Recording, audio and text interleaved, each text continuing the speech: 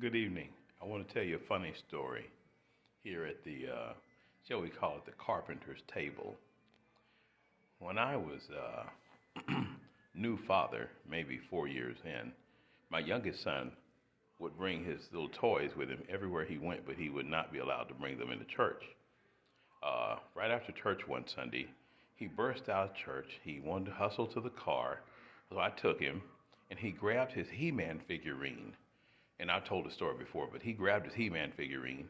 He ran back into the center of the parking lot, raised He-Man high into the air, and screamed, "He-Man is mightier than Jesus." Everybody froze. I'll never forget the looks that those people gave me as he again proclaimed, "He-Man is mightier than Jesus."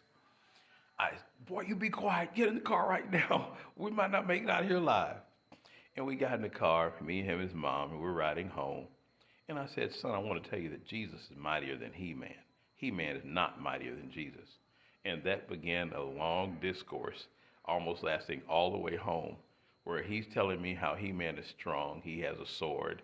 He has the power of Grayskull and all these different things. I'm telling him that all that stuff, Jesus had all the power. Jesus had all knowledge.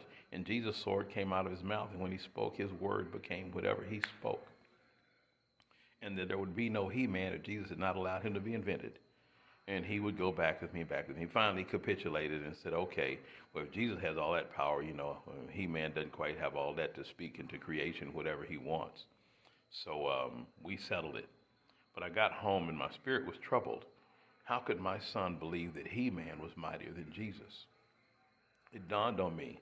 You see He-Man 5 days a week, every day of the week. He-Man comes on television, and it was his favorite show, and he saw it.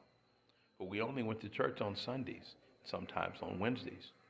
And I realized that he had gravitated to what he saw most. He had not seen me worship at home. He had not seen me praying at home. He had not seen me studying the Word at home.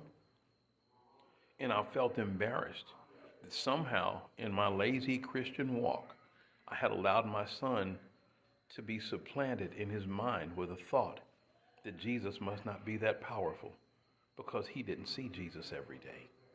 I made up my mind. My sons would hear their father pray. My sons would see their father study the Word. And my sons would hear their father worship. And when I'm washing dishes, me and Cece Wine sing perfectly. But yeah, it took that wake-up call to help me understand that as a Christian, I could not afford to let He-Man be mightier than Jesus in my home. Y'all be blessed. More from the carpenter's table.